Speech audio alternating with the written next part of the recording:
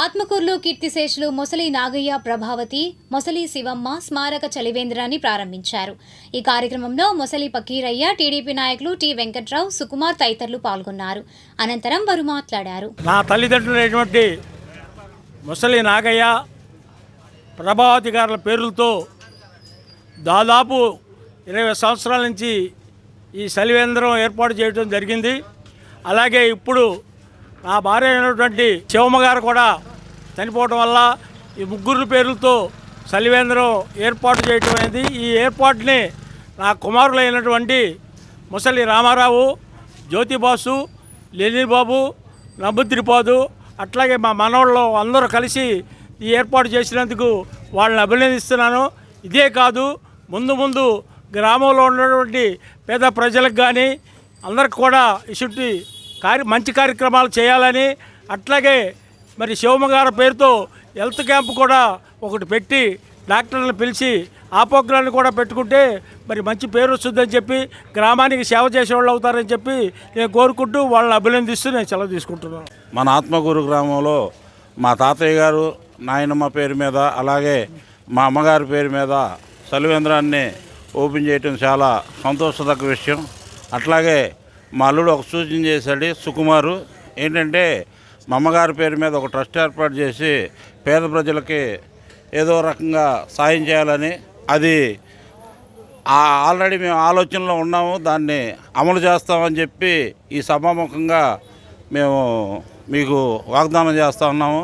అలాగే ఈ రోజున ఈ చలివేంద్రంతో పాటు మాతో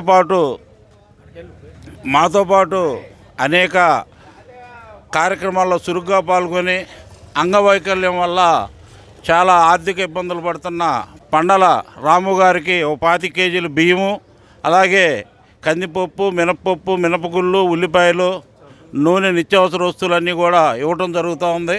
అలాగే గీతిక విజేత హై స్కూల్లో చదువుతూ 571 మార్కులు తెచ్చుకుంది. ఆ పాపకు కూడా ఈ సందర్భంగా మా అమ్మగారి పేరు మీద ఒక 5,000 రూపాయలని ఇవ్వటం జరుగుతూ ఉన్నది. ముసలి పకీరయ్య గారి తల్లిదండ్రుల పేరట ఈ చలివేంద్రం నిర్వహించడం చాలా సంతోషకరం. ఇలాంటి మంచి కార్యక్రమాలు ఇంకెన్నో చేయాలని మనస్ఫూర్తిగా కోరుకుంటూ సెలవు తీసుకుంటున్నాను. ముసలి పకీరయ్య గారి తల్లిదండ్రులు, భార్య గారి పేరు మీద సేవా కార్యక్రమాలు ఈరోజు స్టార్ట్ చేయడం జరిగింది. అలాగే పేదవాళ్ళకి ఏ ఆపద వచ్చినా సహాయం చేయాలని కోరుతున్నాం వాళ్ళ కుటుంబ సభ్యుల్ని. అనంతరం ఆత్మకూరు పంచాయతీ సెంటర్లో మెడికల్ క్యాంపు నిర్వహించారు. అనంతరం పకీరయ్య మాట్లాడారు. ఈరోజు 27వ తారీఖు అంటే ఆదివారం పూట ఇక్కడ ఆత్మకూరు విలేజ్లో మనకి ఇక్కడ అనిల హాస్పిటల్ మేము క్యాంప్ చేయడం జరుగుతుంది. అనిల హాస్పిటల్ సూర్యారావుపేట, విజయవాడలో మా హాస్పిటల్ ఉందండి. ఇక్కడ జనరల్ మెడిసిన్, జనరల్ సర్జరీ, మరి ఆంకాలజీ సేవలు అన్నీ అందుబాటులో ఉన్నాయన్నమాట. మనకి ఐపీ సేవలు అంటే రూమ్లు కానీ, జనరల్ వార్డులు కానీ, ఐసీయూ సేవలు కూడా అందుబాటులో ఉన్నాయి. మనం ఇప్పుడే మొదలైన హాస్పిటల్, దాంతోపాటు తక్కువ ధరలో కొద్దిగా మంచి జాగ్రత్తగా వైద్యం చేయడం అనేది మనం చేస్తున్నాం అనమాట. సో ఇంతకుముందు నేను ఎన్ఆర్ఐ మెడికల్ కాలేజీలో ఒక 5 ఏళ్ళ దాకా వర్క్ చేశాను కూడా. సో ఈ ప్రాంతం అనేది నాకు కొద్దిగా అలవాటే అనమాట. ఇంతకుముందు కూడా ఇక్కడ ఉన్న వాళ్ళు ఎన్ఆర్ఐలో చాలామంది వస్తూ ఉంటారు. సో నాకు తెలుసు ఎలా ఉంటుంది ఏంటి అనే దాని గురించి. సో ఈ యొక్క సేవలు ఖచ్చితంగా ఇంక మేటాన్స్ ప్రతి 2 మంత్స్కి 3 మంత్స్కి ఇలా క్యాంప్స్ చేద్దామని కూడా అనుకుంటూ ఉన్నాం. ప్రతి ఆదివారం ఏదో ఒక ఆదివారం చేస్తూ ఉన్నామని. సో ఇక్కడ చేసి కూడా మీకు ఏమన్నా అక్కడికి వచ్చి చేయించుకోవాలన్నా కూడా చేయించుకోవచ్చు అని తక్కువ ధరలో చేస్తాం అనమాట.